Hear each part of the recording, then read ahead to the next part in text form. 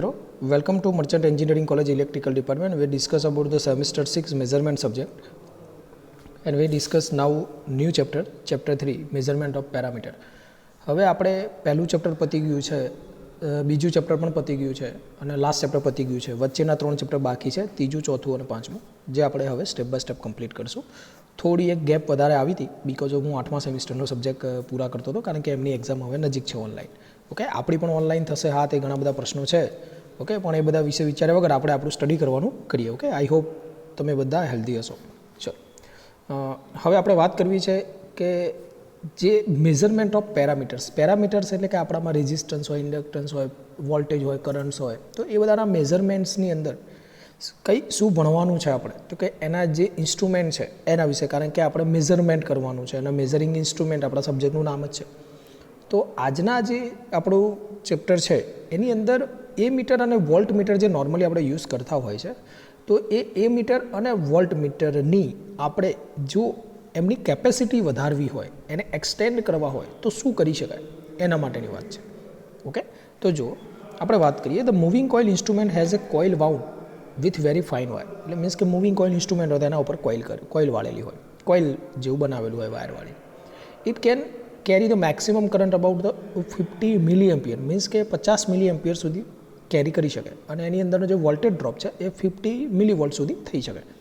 હવે તમને પણ ખબર છે કે આટલી નાની રેન્જ તો આપણે યુઝ નથી કરતા, આપણે તો વધારે રેન્જ યુઝ કરીએ છીએ. તો એના માટે આપણે શું કરીએ છીએ, તો આપણે જુદા જુદા શન્ટ યુઝ કરીએ છીએ, જુદા જુદા મલ્ટીપ્લાયર્સ યુઝ કરીએ છીએ. ઓકે, તો એની આજે વાત કરવી છે. However in practice the heavy current and voltage are required to be મેજર્ડ.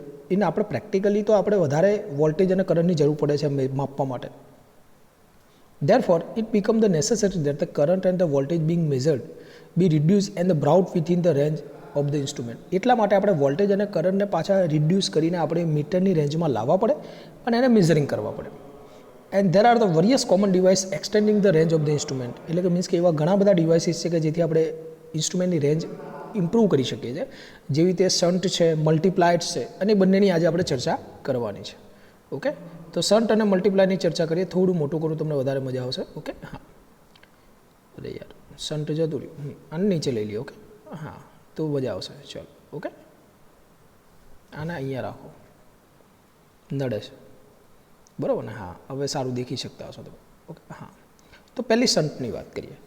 તો they are use for the extension of the range of the ammeter. તો પહેલું MCQ એક્ઝામ આવે. ઓકે, હવે નક્કીને કંઈ બી આવી શકે અથવા ના બી આવે. તો જે એ મીટર છે એની રેન્જ વધારવી હોય તો આપણે શન્ટ્સ યુઝ કરીએ છીએ. The shunt is A shunt શું છે? એક જાતનું રેઝિસ્ટન્સ છે. ઓકે, તો કે shunt is a resistance of the small value, અને એક પટ્ટી જેવું હોય, જસ્ટ લાઇક અ સ્ટ્રીપ. તમને 3.1માં શન્ટ બતાવે જો પટ્ટી જેવું છે. Okay, and having a minimum temperature coefficient of resistance. જે ટેમ્પરેચર કોફિશિયન્ટ હોય એને કેવું હોય? મિનિમમ હોય. અને એને પેરેલલ કનેક્ટ કરવાનું છે, કે જે એ મીટરની આપણે રેન્જ વધારવી છે એ મીટર સાથે એને પેરેલલમાં જોડવાનું છે. અને આ જે કોમ્બિનેશન છે એ મીટર અને શન્ટનું, એને આપણે એ સર્કિટ સાથે સિરીઝમાં જોડવાનું છે. આ બધું યાદ રાખજો. Okay, the combination of the shunt and the ammeter is connected in series with the circuit whose current is to be measured. જે સર્કિટનો આપણે કરંટ માપવા જઈ રહ્યા છે એના સાથે આ શન્ટ અને એ મીટરની જે પણ આપણે પેર છે એને આપણે સિરીઝમાં જોડીશું. And the shunt is constructed of the manganese. જે શન્ટ હશે મેંગેનીઝ, નોર્મલી રેઝિસ્ટન્સ મેંગેનીઝના બનેલા હોય છે. 0 to 50 milli ampere ammeter, ધારો કે આપણું 50 મિલી એમ્પિયરની કેપેસિટીવાળું એ મીટર હોય તો આની મદદથી 1 એમ્પિયર, 5 એમ્પિયર, 10 એમ્પિયર સુધીની રેન્જ પણ એની વધી શકે છે.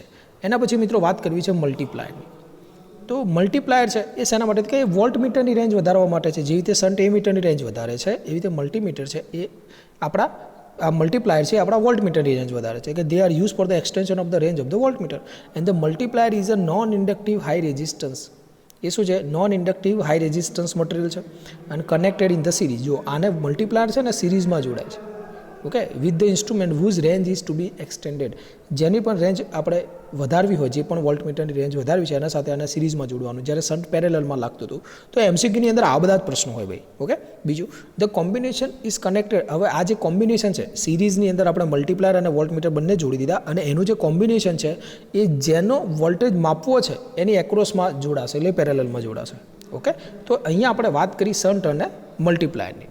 હવે શન્ટ અને મલ્ટીપ્લાયની વાત કર્યા બાદ હવે આપણે ટોપિક ઉપર જવાનું છે વોલ્ટ મીટરના, મીન્સ કે બેઝિક ડીસી વોલ્ટ મીટર કે જે એક્ઝામમાં પૂછાયેલું છે. ઓકે, હાલ પૂરતું આપણે જે પણ ઇમ્પોર્ટન્ટ ક્વેશ્ચન છે કે પરીક્ષામાં એકાદ વાર પણ પૂછાયેલો છે ટોપિક, એ બધા જ ટોપિક હું અહીંયા કમ્પ્લીટ કરીશ. એના પછી આપણને સમય મળશે તો બધી જ વસ્તુ લઈશું, પણ આટલું જ તમારા માટે ઇનફ છે. આપણે અહીંયા આ બધું કરી જઈએ અને તમે જો એટલું પણ તૈયાર કરો તો પણ મોટી વસ્તુ છે. ઓકે, ચલો હવે એના પછી આપણે એ ટોપિક જોઈએ કે બેઝિક ડીસી વોલ્ટ મીટર. તો મિત્રો અહીંયા તમારા સાથે બેઝિક ડીસી વોલ્ટ મીટર છે. ઓકે, જે તમે જોઈ શકતા હશો. થોડી ફિગર હજુ મોટી કરું તમને વધારે મજા આવશે. ઓકે, પણ આનાથી વધારે નહીં થઈ શકે, સોરી. ધ બેઝિક ડીસી, આ ડી વોલ્ટ છે, ડીસી વોલ્ટ મીટર લખવાનો ટ્રાય કર્યો છે. એ પીએમએમસી છે આપણું. Okay, permanent magnet moving coil, d'Arsonval movement. હવે એ આ બધું જે પીએમએમસી ને બધું છે એ મેઝરમેન્ટનો જ પાર્ટ છે, પણ એ મેઝરમેન્ટ અલગ છે. આપણે એ બધું અત્યારે સ્ટડી કરવાનું આવતું નથી. હા, પણ તમે ક્યાંક ડિપ્લોમા પછી ડિગ્રી કરતા હશો તો આ બધું પીએમએમસીને તમે ભણેલા હશો. ઓકે, હાલ પૂરતો આપણો ચર્ચાનો વિષય નથી. આગળ વધીએ. Basic DC voltmeter. તો કે basic DC voltmeter is shown in figure. કશું જ નહીં, એક રેઝિસ્ટન્સ છે. ઓકે, અને જ્યાં રેઝિસ્ટન્સ આગળ ડ્રોપ થાય, કરંટ પાસ થાય એટલે રેઝિસ્ટન્સ આગળ ડ્રોપ થાય, એ વોલ્ટેજ જે છે એ માપો. ઓકે, ચલો. The basic meter can be converted into the DC voltmeter by adding the series resistance. અહીંયા તમને સિરીઝ રેઝિસ્ટન્સ RS દેખાતો હશે. સિરીઝ રેઝિસ્ટન્સ RS દેખાતો હશે તમને ફિગરમાં. ઓકે, એ જોડવાથી આપણે જે નોર્મલી મીટર હોય તો એ ડીસી વોલ્ટ મીટરમાં બદલાઈ જાય છે. The series resistance is called multiplier, અને એ જ સિરીઝ રેઝિસ્ટન્સ આપણો મલ્ટીપ્લાયર છે. ઓકે, આ જ આપણું મલ્ટીપ્લાયર છે. શું છે? મલ્ટીપ્લાયર છે. ઓકે, ચલો.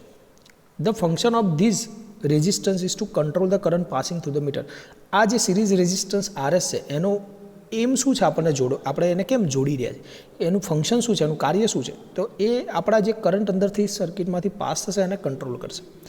And it does not allow the current exceed the value of the full scale deflection current. Normally એ છે ને એટલો બધો કરંટ પાસ નહીં થવા દે કે જેથી આપણા જે મીટર છે એને નુકસાન થાય.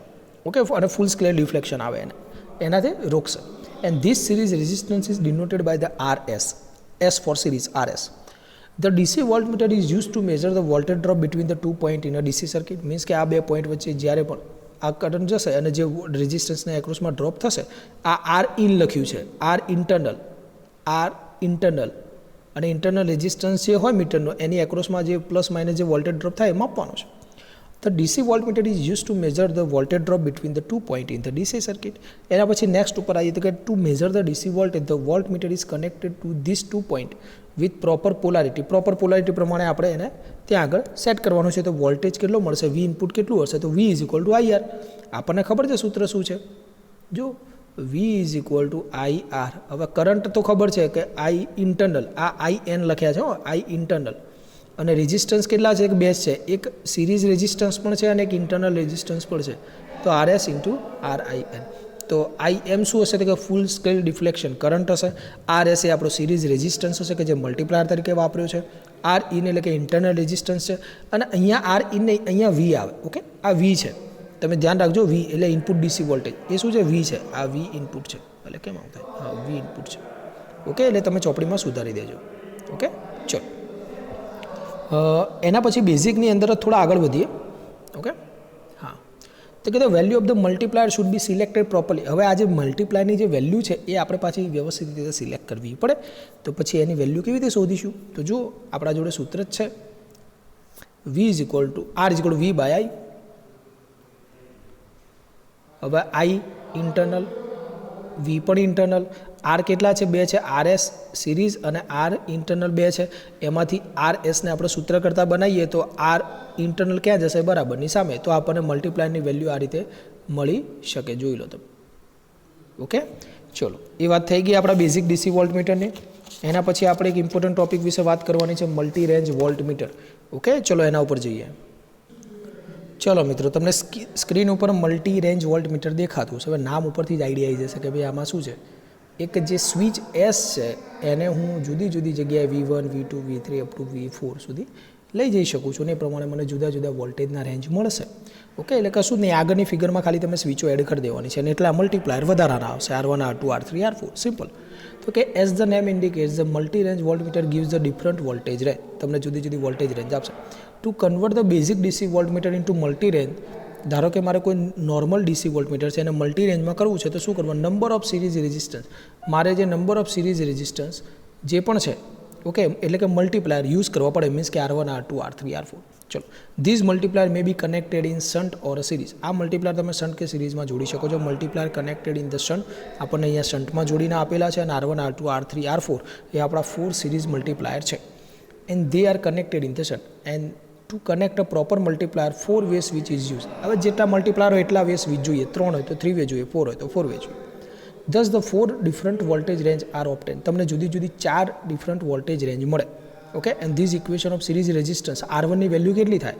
તો આપણે નોર્મલી ઉપર આગળની જે થિયરી હતી એમાં તમે આગળ પાછળ વિડીયો તમે કરશો તો એમાં આ જ વસ્તુ હતી કે ભાઈ જે R1 એટલે કે આર એસ જે હતો મારો જે મલ્ટીપ્લાયર હતો એ શું હતું? V/I માઇનસ ઇન્ટરનલ રેઝિસ્ટન્સ હોય એ. ઓકે, તમે ઇક્વેશન જોશો તો અહીંયા RS લખેલું હશે R1 ની જગ્યાએ. એવી રીતે R2 હોય, એવી રીતે R3 હોય, ખાલી અહીંયા V1 V2 V3 બદલાઈ જશે, કારણ કે R1 વખતે તમને જે પણ મળે એ V1 વોલ્ટેજ હશે, R2 વખતે જે મળે તે V3 મળે. એવી રીતે તમે R3 નું પણ ઇક્વેશન લખી શકો છો. R3 = V3I internal minus R internal લખી શકો છો, સિમ્પલ. એ રીતે V4 નું પણ લખી શકો છો, R4 નું પણ લખી શકો છો.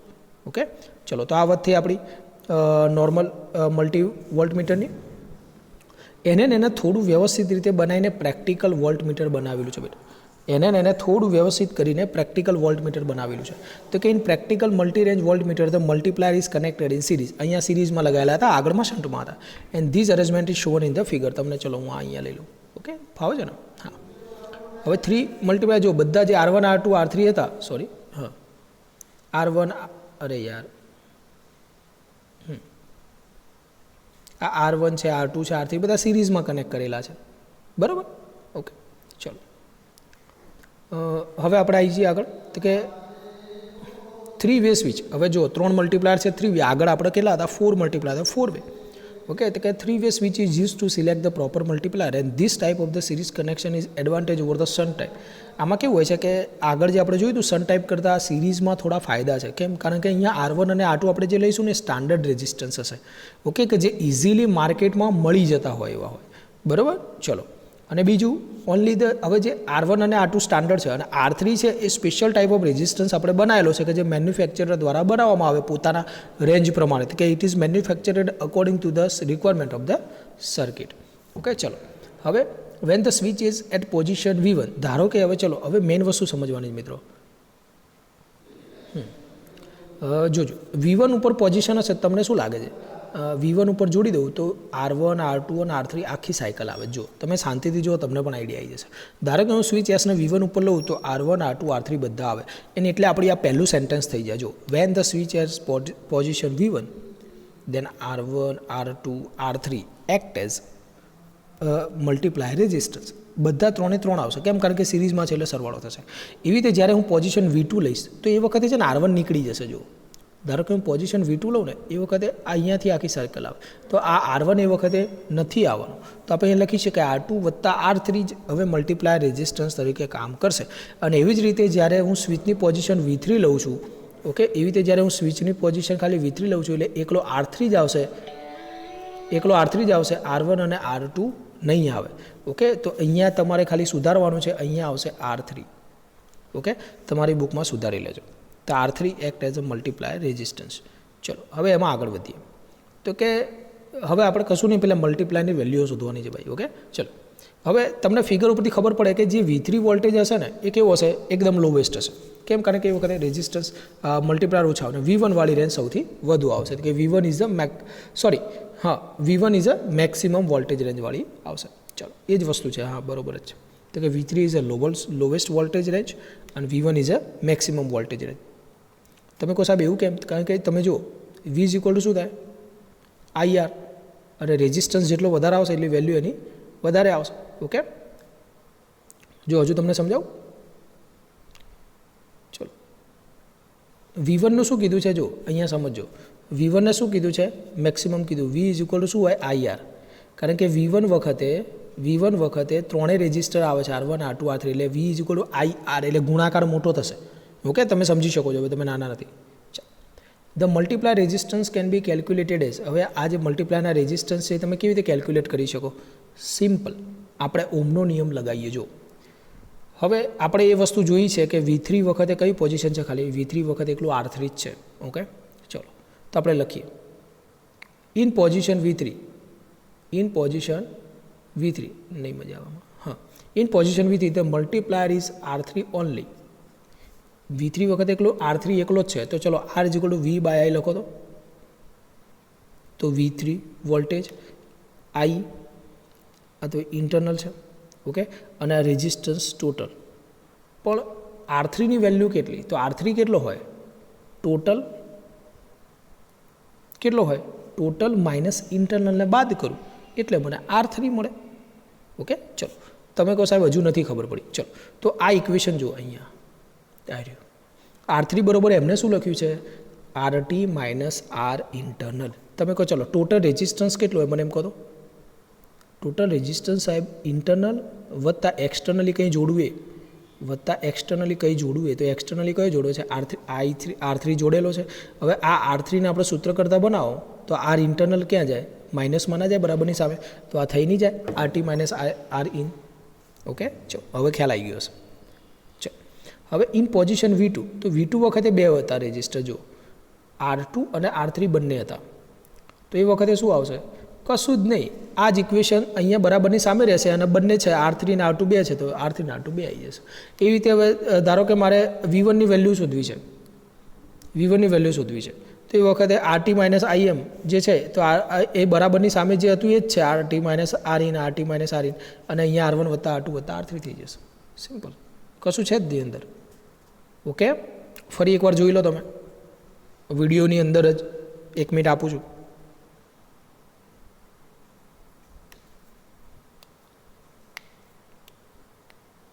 ઓકે, ચલો હવે આ જે રેઝિસ્ટન્સની જે વાત હતી આપણા મલ્ટીપ્લાયર વિશે, એ લેક્ચર અહીંયા પૂરું થાય છે. ઓકે, બીજો જે ટોપિક છે અંદર ઇન્ક્લુડ નથી કરતો, કારણ કે નહીં તો પછી લેક્ચર મોટું થઈ જશે ને, તો પછી આપણને મજા નહીં આવે, મીન્સ કે એ છે ને અપલોડ કરવામાં પ્રોબ્લેમ થાય છે. ઓકે, ચલો તો અહીંયા સુધી રાખીએ આજના લેક્ચરમાં. Thank you.